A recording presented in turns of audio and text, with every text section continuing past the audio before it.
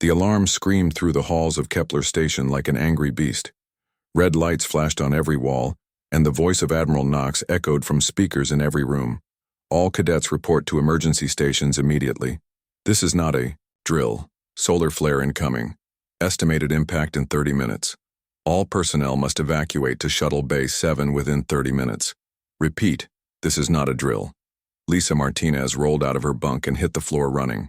Her feet touched the cold metal deck of her dormitory room just as her roommate Kiltar began to stir.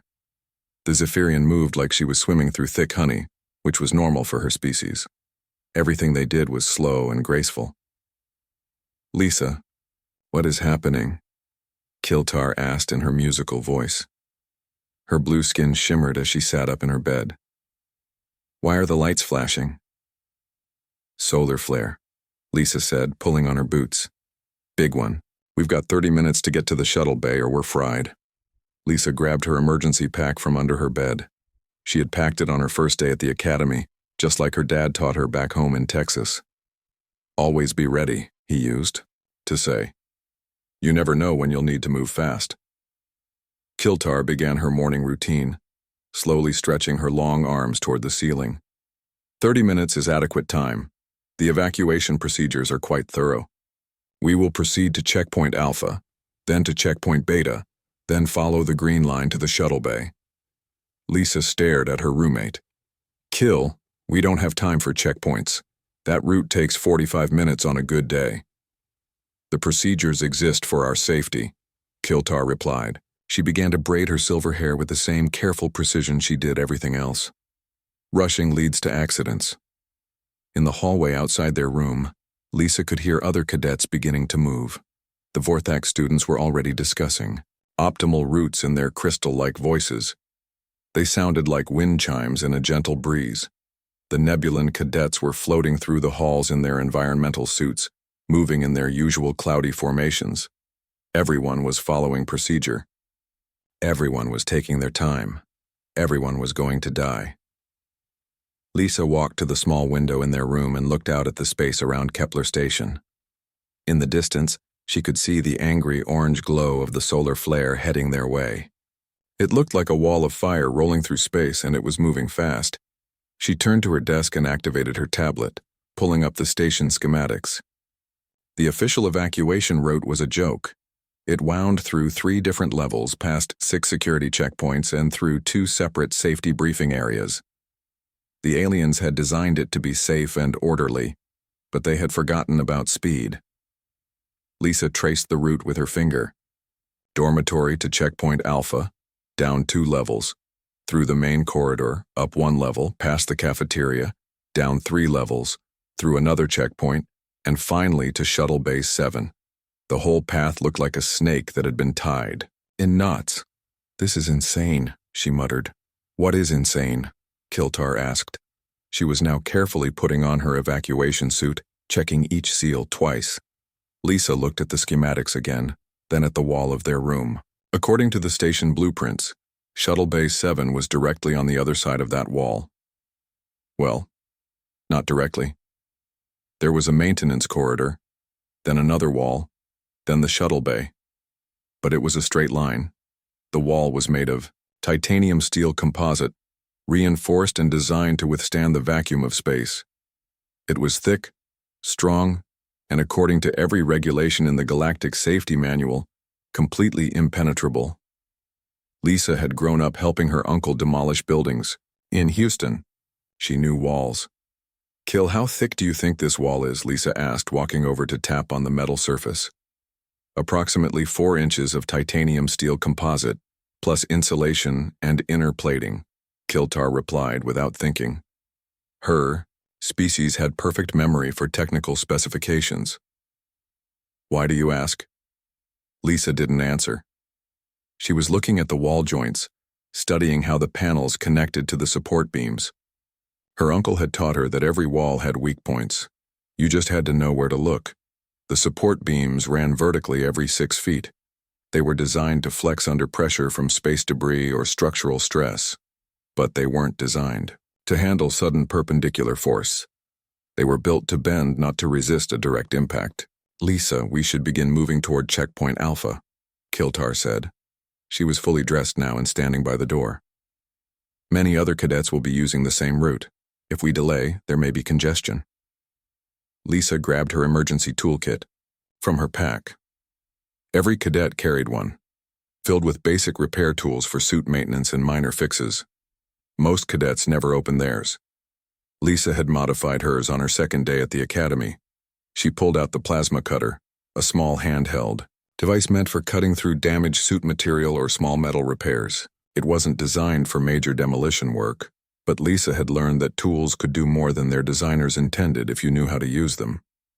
"Lisa, what are you doing?" Kiltar's voice went up an octave, which for a Zephyrian meant she was either terrified or confused. "Making a shortcut," Lisa said.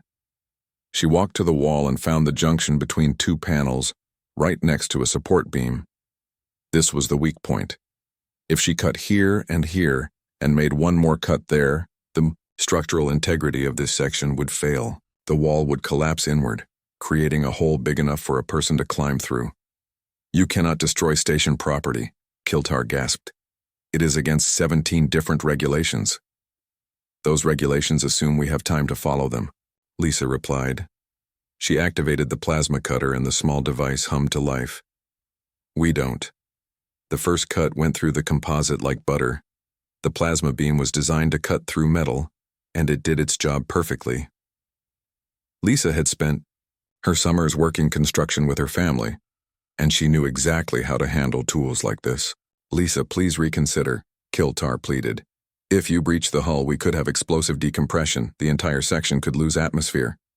Lisa paused and looked at her tablet again, checking the schematics. "Look here," she said, pointing at the screen. "This wall backs up to maintenance corridor C7. That corridor has automatic bulkheads. If there's a breach, they'll seal instantly. No decompression." She had done her homework. The station's designers had built-in safety systems for exactly this kind of emergency. They just hadn't expected anyone to create the emergency on purpose. The second cut went deeper, reaching the support beam. Lisa could feel the metal beginning to weaken under the plasma torch. The beam started to bend slightly, just like her uncle had taught her it would. "This is highly irregular," Kiltar said, but she wasn't leaving. Despite her protests, she was watching Lisa work with fascination. "Humans are so unpredictable." "We're practical," Lisa corrected, making the third cut. "When something needs to get done, we get it done." The wall section groaned. Lisa could hear the metal starting to give way. She stepped back and gave the weakened panel a solid kick with her boot. The wall collapsed inward with a crash that echoed through the dormitory. Emergency alarms immediately began blaring from the breach sensors, and Lisa could hear the bulkheads slamming shut in the maintenance corridor beyond. "Breach contained," the station's computer announced in its calm voice. "Emergency bulkheads activated. Atmosphere maintained." Lisa looked through the hole she had created. The maintenance corridor stretched out before her, full of pipes and conduits and service ladders. It was dark and cramped, but it led directly toward Shuttle Bay 7. She checked her watch. 2 minutes had passed since the evacuation order. 28 minutes left. "Come on, Kill," Lisa said, shouldering her pack. "Time to go." Commander Jake Peterson was in the control room when the breach alarm went off. He looked at the screen showing dormitory section 12 and shook his head. A hole had appeared in the wall of room 247. That was Lisa Martinez's room. "Sir, should we dispatch a repair team?" asked Lieutenant Vex, a Centauri with 4 arms who could operate multiple control panels at once. "No," Jake said, watching the sensor readings. "The bulkheads are holding. Let's see what she's up to." Jake had been training cadets for 15 years. He had seen Vorthak students calculate evacuation routes down to the second. He had watched Zephyrian cadets move through emergency drills with perfect grace. He had observed Nebulan students coordinate their group movements like a single organism. But humans were different. Humans were unpredictable. And Lisa Martinez was the most unpredictable human he had ever met. Through the hole in the wall, Lisa crawled into maintenance corridor C7. The space was narrow and filled with pipes carrying water, air, and power throughout the station. Emergency lighting cast everything in a red glow that made the corridor look like the inside of a machine. "This is not designed for travel," Kiltar said, following Lisa through the opening. Her graceful movements looked awkward in the cramped space. "These are service tunnels."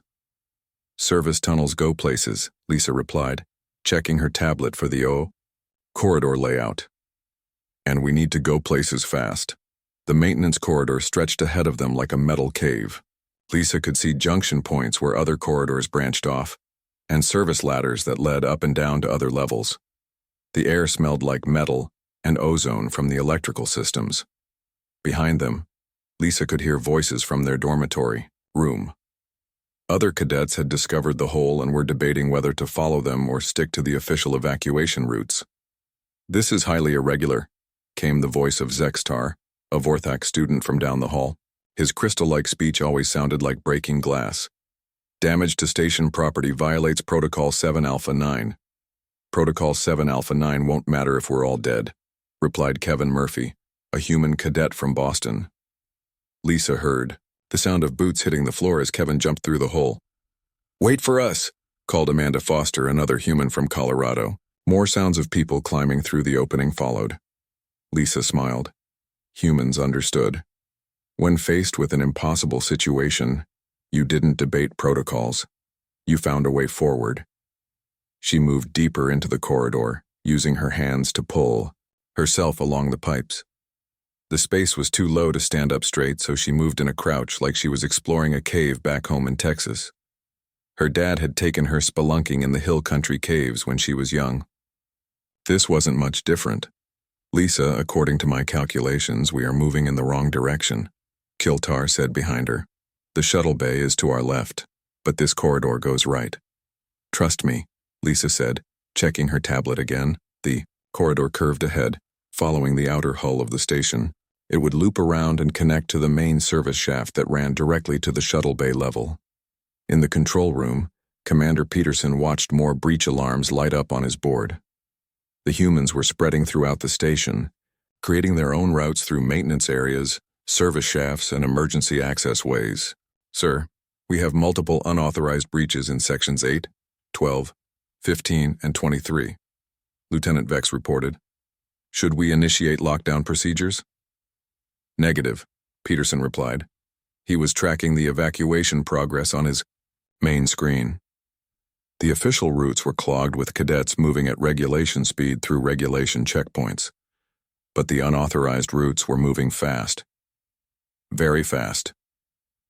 "Actually, sir," Vex said, studying his readings, "the alternate routes are improving our evacuation time. Current projection shows all personnel clear in 18 minutes instead of 32.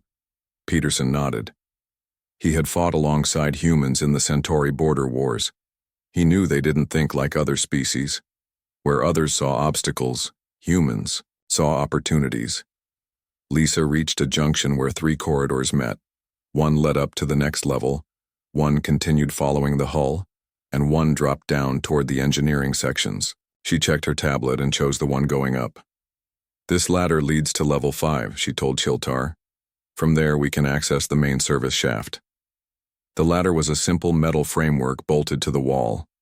Lisa climbed it easily, her muscles working smoothly in the station's artificial gravity. Growing up on Earth had made her strong. The Academy's gravity was set to accommodate the weakest species, which meant it felt light to her. Kiltar struggled with the ladder. Her long, graceful limbs were designed for flowing movements, not climbing. "Lisa, I cannot move as quickly as you," she said. "Take your time," Lisa replied, but she was already thinking about the next obstacle. At the top of the ladder was a maintenance hatch that led to level 5. According to her tablet, that level had a direct service shaft to the shuttle bay. She reached the hatch and tried to open it. It was locked. Lisa studied the locking mechanism. It was a simple electronic lock, designed to keep unauthorized personnel out of maintenance areas. But every lock had a weakness. Her uncle had taught her that too. She pulled out her multi-tool and examined the lock's power connection. The device was powered by the station's main electrical system, but it also had a backup battery. If she could interrupt the power flow at just the right moment, the lock would reset and open automatically. "What are you doing now?" Kiltar asked, reaching the top of the ladder. Problem solving, Lisa replied, using her multi-tool to access the power connection. She found the main power cable and the backup battery connection. With careful timing, she disconnected the main power just as the backup was switching on. The lock's computer got confused and defaulted to its emergency open position. The hatch clicked open. "How did you know to do that?" Kiltar asked, amazed. "My uncle taught me about electrical systems," Lisa said, crawling through the hatch. "Every system has a reset function. You just have to know how to trigger it." Level 5 was a broader corridor with higher ceilings. It was the main maintenance level for this section of the station, with pipes and conduits organized neatly along the walls. Most importantly, it had the service shaft that would take them directly to the shuttle bay. Lisa could hear voices echoing from other parts of the level. More humans had found their way into the maintenance areas, all of them moving toward the same goal. The evacuation was turning into something the station designers had never imagined. "Sir, the humans are rewriting our evacuation procedures in real time," Lieutenant Vex reported to Commander Peterson. "They're creating new routes that didn't exist in our emergency plans." "Are they being safe about it?" Peterson asked. "Define safe, sir. They're moving fast, but they seem to know what they're doing. No injuries reported, and all the emergency systems are functioning correctly." Peterson watched his screens. The official evacuation routes showed neat, orderly lines of cadets moving at regulation pace. The unauthorized routes showed clusters of humans moving through the station's infrastructure, like water finding the fastest way downhill. "Let them go," he decided, "and start documenting their routes. We might want to add them to the official procedures." Lisa found the service shaft and looked down. It was a vertical tunnel with maintenance ladders on both sides designed for repair crews to access different levels quickly. It dropped straight down 4 levels to the shuttle bay area. She checked her watch.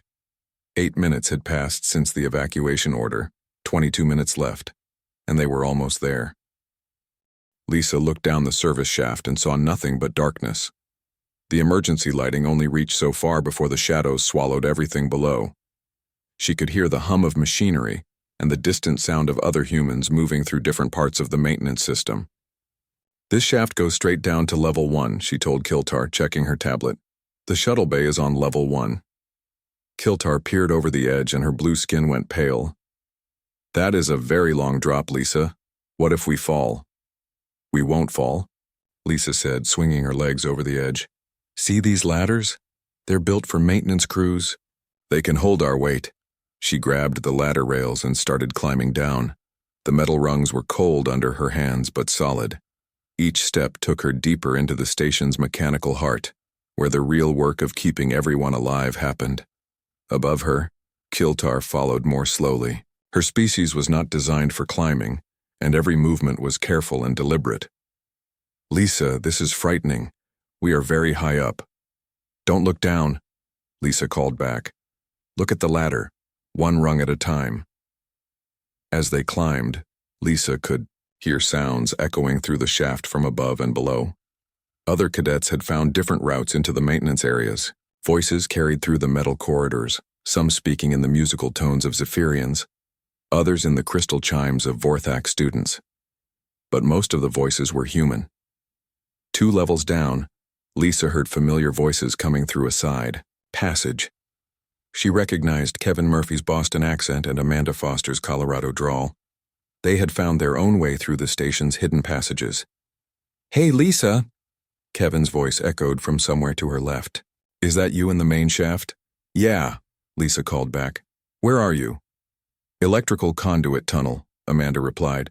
"We're making good time. How much further to the bay?" Lisa checked her tablet. 2 more levels. We're almost there. In the control room. Commander Peterson watched the chaos unfold on his screens. The neat, orderly evacuation he had planned was falling apart, but somehow it was working better than expected. "Sir, evacuation efficiency is up 30%, Lieutenant Vex reported. The unauthorized routes are actually faster than our planned corridors." "How is that possible?" Peterson asked. "Peterson, the humans are ignoring all safety margins and redundant checkpoints," Vex explained. "They're taking direct routes through areas we marked as off-limits to cadets." Peterson studied the tracking data. Red dots showed the locations of human cadets, moving through the station like ants through an anthill. They were everywhere, using every possible passage to reach the shuttle bay. "Are they compromising station safety?" he asked. "Negative, sir. They seem to understand the systems better than expected. All emergency bulkheads are functioning, and there have been no pressure losses or power failures." Peterson nodded. Humans were dangerous because they learned fast and adapted faster. Give them an impossible situation, and they would find a way to make it possible. Lisa reached the junction for Level 2. Here the service shaft connected to the main engineering corridor that ran the width of the station. Through the access hatch, she could see the broad tunnel filled with the massive pipes and cables that powered Kepler Station. "This is where we exit," she told Kiltar, who was still climbing down from above. "The shuttle bay access is through this corridor." She opened the hatch and crawled into the engineering corridor. The space was huge compared to the cramped maintenance areas above. The ceiling was high enough to stand in, and the main walkway was wide enough for 3 people to walk side by side. The corridor buzzed with activity. Emergency lighting cast everything in red, and the sound of machinery was louder here. Lisa could hear the life support systems working overtime to maintain pressure and atmosphere throughout the station, as cadets moved through areas that were never meant for large groups. "Finally, some room to move," said a voice behind her. Lisa turned to see Kevin Murphy emerging from a side passage, followed by Amanda Foster and 3 other human cadets she recognized from their engineering classes. "Took you long enough?" Lisa grinned. "What kept you?" "Had to rewire a security door," Kevin replied, holding up his multi-tool. "Someone forgot to program the emergency overrides for maintenance access." Amanda laughed. "By someone, he means the Centauri engineers who designed this place. They never expected anyone to actually use these passages." The group moved together down the engineering corridor, their boots ringing on the metal deck plating. Lisa checked her tablet and saw they were close to the shuttle bay access point. Just a few hundred more meters and they would reach the final barrier between them and safety. Behind them, Kiltar finally emerged from the service shaft. She looked exhausted but determined. "Humans move very fast," she panted. "I am not designed for this kind of travel."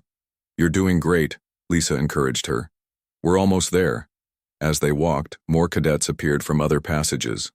The engineering corridor was becoming a highway for the station's most creative evacuees. Lisa counted at least 20 humans, and a surprising number of aliens who had decided to follow the human routes instead of the official procedures. "This is amazing," said a voice with a crystalline accent. Lisa turned to see Kexvon, a young Vorthak cadet from her mathematics class. His crystal body sparkled in the emergency lighting. "I have never seen such efficient problem-solving." "Humans don't think like we do," added another voice. This came from Nebula, a Nebulan student whose gaseous form flowed along the corridor, in her environmental suit. "They see obstacles as puzzles to solve," Lisa smiled. Her alien classmates were starting to understand what made humans different. It wasn't that they were stronger or smarter than other species. It was that they refused to accept limitations. "There," Amanda pointed ahead to where the corridor ended at a large access hatch marked Shuttle Bay 1, authorized personnel only. "That's our way in." The hatch was bigger than the others they had encountered, with multiple locking mechanisms and warning signs in several galactic languages. It was clearly not meant to be opened by cadets during an evacuation. Lisa examined the locks. There were 3 separate systems: a keycard reader, a biometric scanner, and a manual override wheel.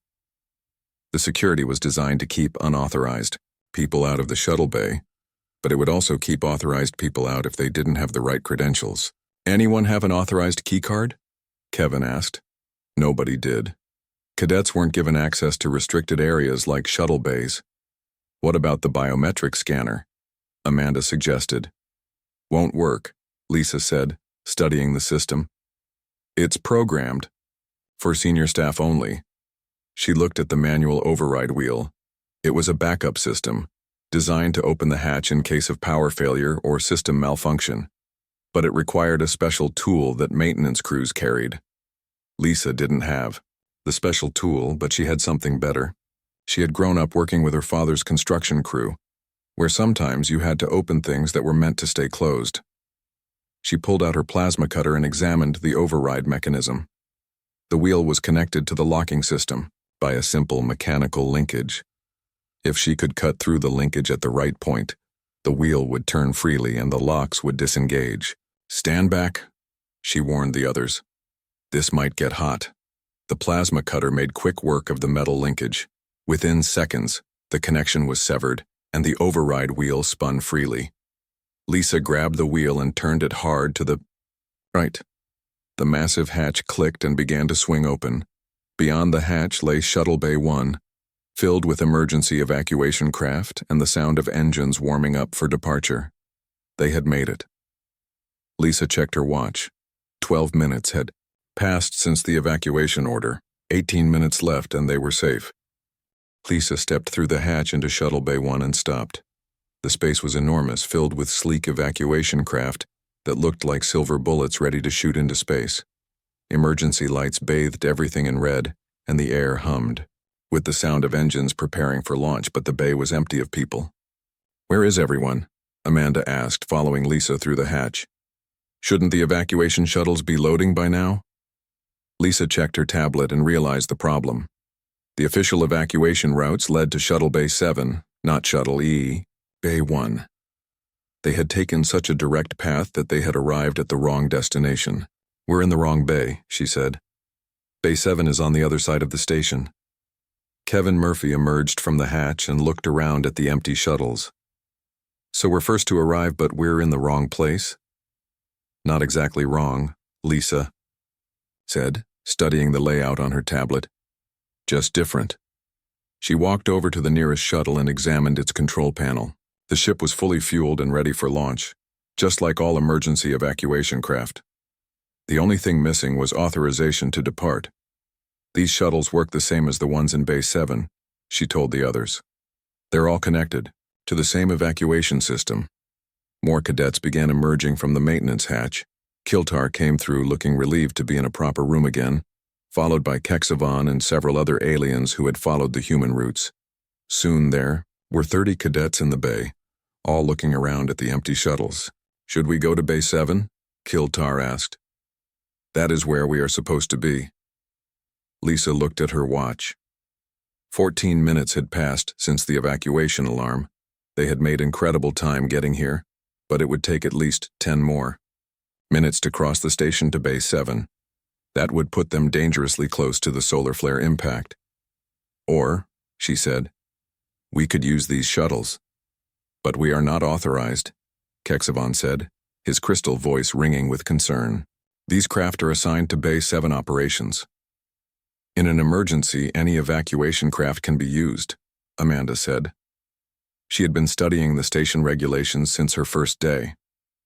Emergency Protocol 12 allows for alternative launch sites if primary sites are compromised. Lisa walked to the bay control station and activated the communication system. "Control room, this is Cadet Martinez in Shuttle Bay 1. We have 30 personnel ready for evacuation. Request permission to launch from this location." The response came immediately. "Cadet Martinez, you are not authorized to be in Bay 1. Report to Bay 7 immediately." "Control room, Bay 7 is going to be overcrowded," Lisa replied. "We can launch from here and free up space in Bay 7 for other cadets." There was a pause. Then Commander Peterson's voice came over the speaker. "Martinez, is that you causing all this chaos?" "Yes, sir." "Sorry about the property damage, sir." Peterson's laugh echoed through the bay. "Don't apologize, Cadet. You're unauthorized. Routes are saving lives. Bay 7 is indeed overcrowded. You have permission to launch from Bay 1. The control panel lit up with green lights as the bay's launch systems came online. Lisa felt a surge of satisfaction. Sometimes breaking rules was the right thing to do. "Attention, Bay 1. Peterson's voice continued. "You have 15 minutes to launch. Solar flare impact in 16 minutes. Lisa looked at the 3 shuttles in the bay. Each one could carry 12 people safely. With 30 cadets, they would need all 3 ships. "Kevin, can you pilot a shuttle?" she asked. "I have basic certification," he replied. What about you? Same. Amanda? Flight training was last semester. Amanda nodded. I can handle one. Lisa divided the group into 3 teams of 10 people each. She took Kiltar and 8 other cadets for her shuttle. Kevin took a mix of humans and Vorthak students. Amanda got the remaining humans and the Nebulan cadets. As they boarded the shuttles, Lisa heard the sound of running feet in the corridor outside the bay. More cadets were arriving, having followed the maintenance routes that the humans had pioneered. Bay 1, you have additional personnel incoming, Peterson's voice announced. Can you accommodate? Lisa looked at her shuttle's passenger capacity.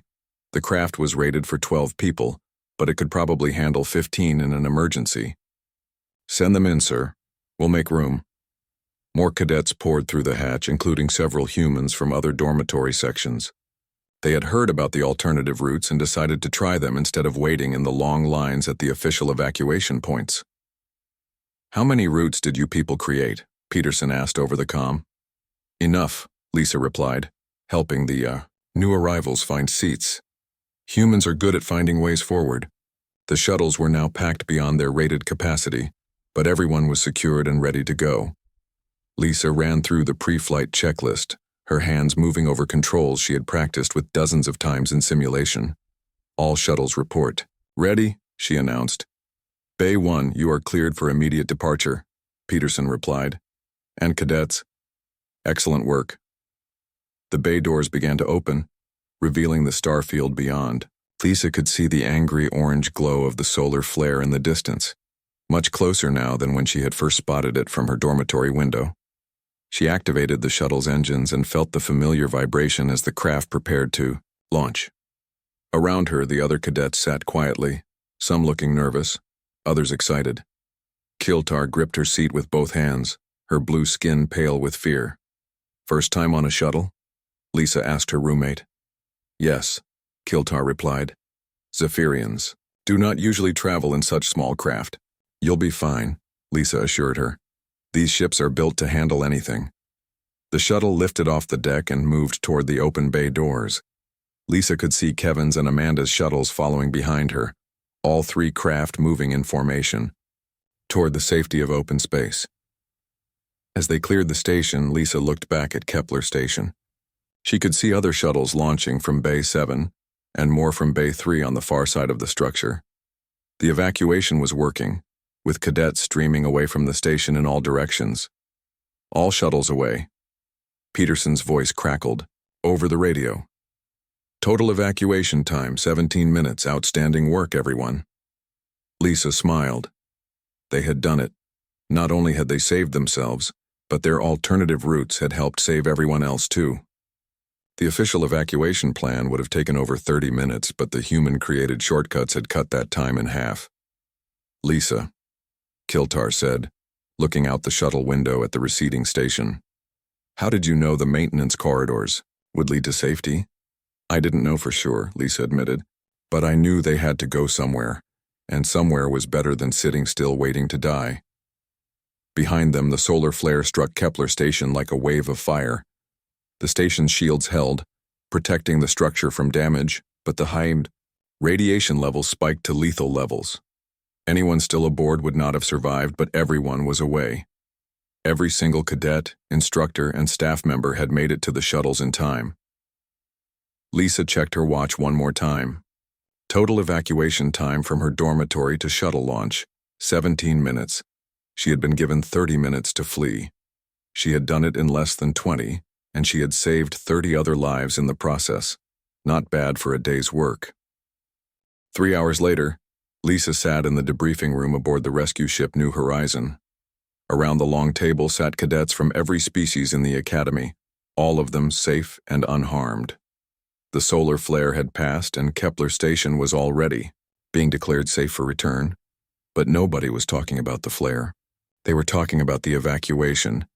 Commander Peterson stood at the front of the room with a tablet full of data and a look on his face that Lisa couldn't quite read. Behind him, Admiral Knox waited with her arms crossed, watching the assembled cadets with sharp eyes. In 15 years of training evacuations, Peterson began, I have never seen anything like what happened today. He activated a wall display that showed the station layout. Red lines marked the official evacuation routes, neat and orderly paths that wound through checkpoints and safety stations. Blue lines showed the actual routes taken by the cadets, cutting through the station like lightning bolts. The official evacuation plan called for 32 minutes to clear all personnel, Peterson continued. Today's evacuation was completed. In 17 minutes, that's a 47% improvement in efficiency. Murmurs went around the room. Some cadets looked proud, others looked confused, and a few looked worried about getting in trouble.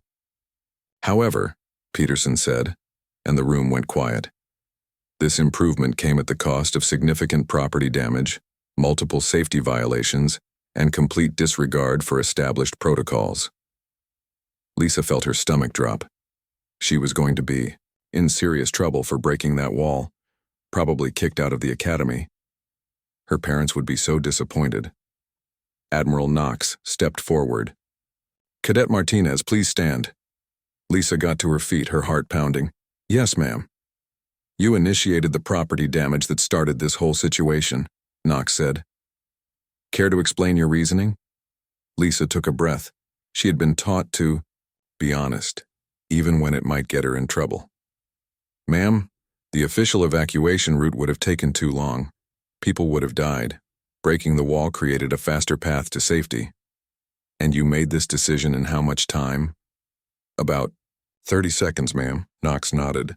30 seconds to analyze the situation, calculate the risks, and implement a solution that saved lives. Interesting. She walked over to the display and pointed at the blue lines. "These unauthorized routes that you and your fellow human cadets created have been analyzed by our engineering team. Do you know what they found?" "No, ma'am. They found that your routes are not only faster than our planned evacuations, but in many cases they're also safer. You avoided the main corridors where stampedes could occur. You used smaller groups in multiple paths instead of large crowds, in single corridors, and you demonstrated an understanding of station systems that most of our engineering staff don't possess." Lisa blinked. This wasn't the lecture she had expected. Knox continued. "The maintenance passages you used were designed to handle emergency foot traffic, but we never included them in our evacuation plans because we assumed cadets wouldn't be able to navigate them safely." "We assumed wrong," Peterson added.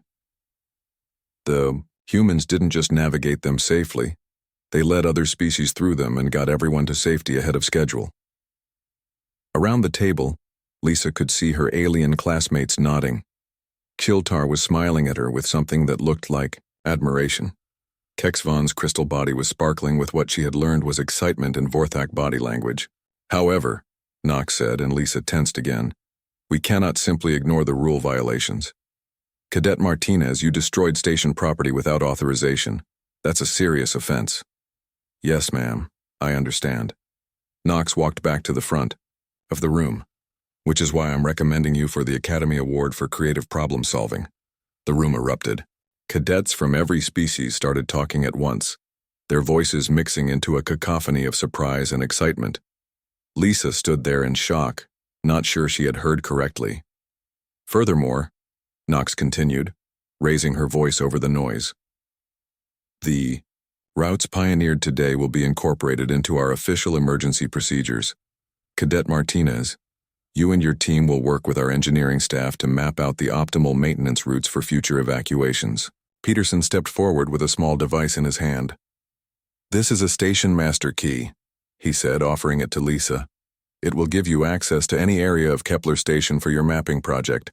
Try not to break any more walls unless absolutely necessary." Lisa took the key, still not quite believing what was happening. "Thank you, sir." "Don't thank me yet," Peterson grinned.